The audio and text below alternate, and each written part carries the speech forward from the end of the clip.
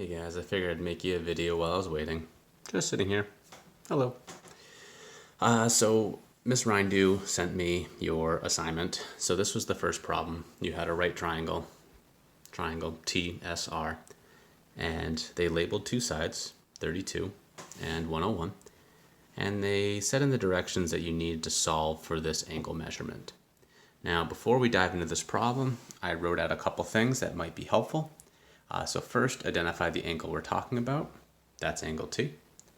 Second, I'm going to label the relationships. Now, what I mean by that is that we have an opposite side, we have an adjacent side, and we have an hypotenuse.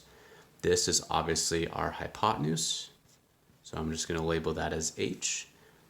If this is my angle, then directly across from it is going to be that opposite, which just leaves this last side to being our adjacent.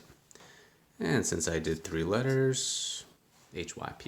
All right, so now I know the relationship. I know that I do not know the opposite, I know the adjacent, and I know the hypotenuse. So now I'm going to match that ratio. So you have been working with sine, cosine, and tangent.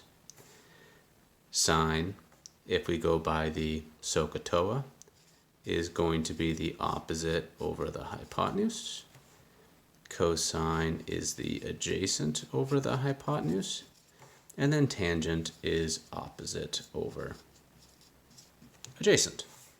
All right, so I'm now going to take a look and see what did they give me. They gave me the adjacent, they gave me the hypotenuse, so that means that I am definitely using cosine. Now, just a little background information.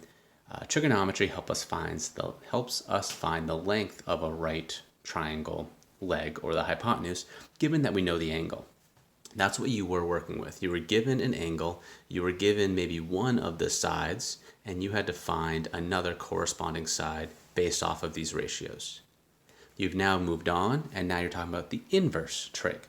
Now, if you recall when we did inverses in algebra, that was when we usually had y equals something in terms of x, and then we took the x and switched it with the y, and then we had to solve for y. That's exactly what we're doing here. That instead of having information and solving for something, we know what it's supposed to equal, and we're trying to figure out what we should have plugged in this case, the angle. So the inverse trig is going to allow us to find the angle when the sides are given. So to answer this question, if I want to figure out this angle measurement and I know the adjacent and I know the hypotenuse, I am definitely using cosine. So I am going to do the inverse cosine of this relationship. So 32 over 101, and that will give me my answer. So I hope that helps. Try your other two problems. If you have questions, let me know.